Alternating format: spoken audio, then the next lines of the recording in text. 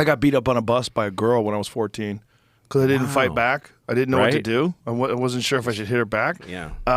When I lived in Newton South, we would go to, I think it was Round Meadow, which was the middle school. I think that's what it was. Okay. And we would walk across the field because my sister was going to the middle school and I was in ninth grade and she was in 8th grade. So I would go and take the bus with her because like the bus was earlier or something. I forget what it was. Okay. So I went over and something happened when I got on the bus and there was this girl who like was this tough girl, smoked cigarettes. She had a leather jacket on. Those Newton tough girls. Yeah. And I don't remember what happened. I don't remember what the conversation was. But she either decided I was in the wrong seat or whatever. So she just starts wailing on me. Like it wasn't even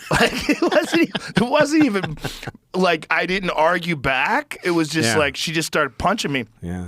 And then this little guy who wound up being my friend. His name is Muggsy Malone. He wound up being he later went on, I think he was a politician. Yeah. At one point in time, but he Massachusetts? became my friend. Yeah, but he was this tiny little guy. He was like in 5th grade. Yeah. And like the girl beats me up, and then he comes over. He goes, "I ain't fucking afraid of you either." I'm like, "Oh Jesus!" it's like what the fuck? Like he jumped on her side against you? 100%. Yeah, it was like one of those things where I was like, "My God, I got to learn how to fight." It's like really what turned me into a martial artist. It's like I was tired of being terrified. This girl kicked my ass, and I didn't even fight back. I was just like covering my head up, and she's just fucking with a leather jacket on, a fucking cigarette. What is her life that she needed to go right to DEFCON 5? Well, she wound up being the girlfriend of the guy who was the toughest guy on the wrestling team, which I joined the next season. So thank God I didn't swing back. That would have been he would have beat the fuck out of me. horrible. This guy Mark Collins, who was like the neighborhood tough guy, who wasn't even a small guy. Wasn't even a big guy, rather. He was a small guy, but he was just fucking intense, and he was a really good wrestler. Yeah, I lived in Newtonville, which was like right along the highway, and right next to Nonantum, which was all those Irish and Italian kids. And so that's who I went to junior high school with, and mostly high school. But there was a lot of really terrifying kids. There's a lot of scary kids. Well, blue-collar communities, like I was in Upper Falls. Yeah. In Newton, Upper Falls, there was a lot of drinking. Yeah. Everybody would hang out by Echo Bridge. You remember Echo Bridge? Yeah, sure. That's where my house was. Okay. My house was right next to Echo Bridge. Yeah, Newton had a lot of like Cabot. I went to Cabot School, elementary school, and Cabot Park was a hang. And to cross Cabot Park, sometimes you'd get these guys that would just converge on you, and they would play games with you, and you didn't know what was going on.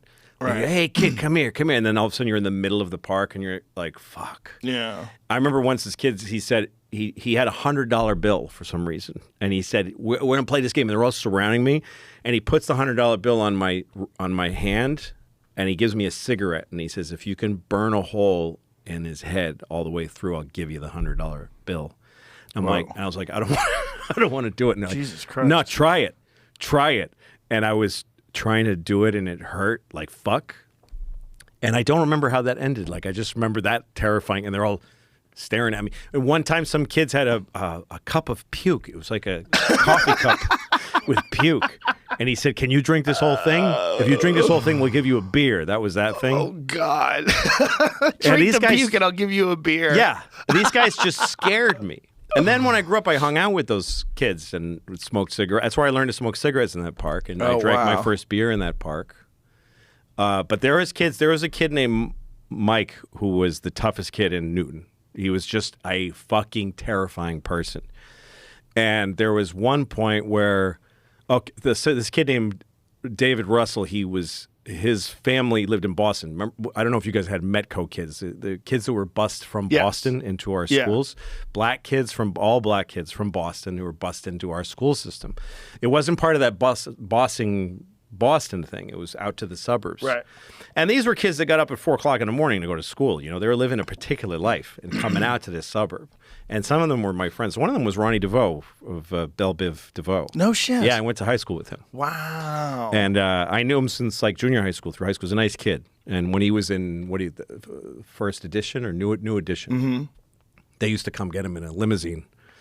And people would shout racist shit at the Bobby Brown, all these guys would be in the limousine. In high school? It was so racist. It was so crazy. Yes. Whoa. So David Russell was a Medco kid, and his family's house burnt down in Boston. And a family in Newton, actually friends of mine, they had a rental unit, and they let the Russells live there. So it was like there's a black family living in Newtonville. It was a big deal. And everyone was into, because it was all liberal teachers. Everybody was into, like, we're hosting this family because they lost their home. So all of a sudden, David Russell's living in Newton. He's not just going to school there. And one day, Mike and his group confront David Russell in the park, and they go, hey, listen, we're really happy you're here.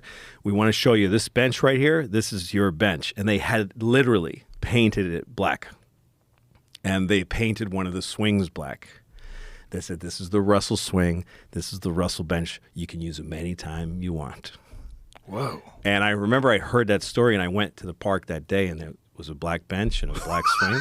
And they were there. I mean, I remember I went back when I was in my 20s, and it was still a little kind of black. Yeah. Wow. Yeah, it was Newton, Massachusetts. It's crazy.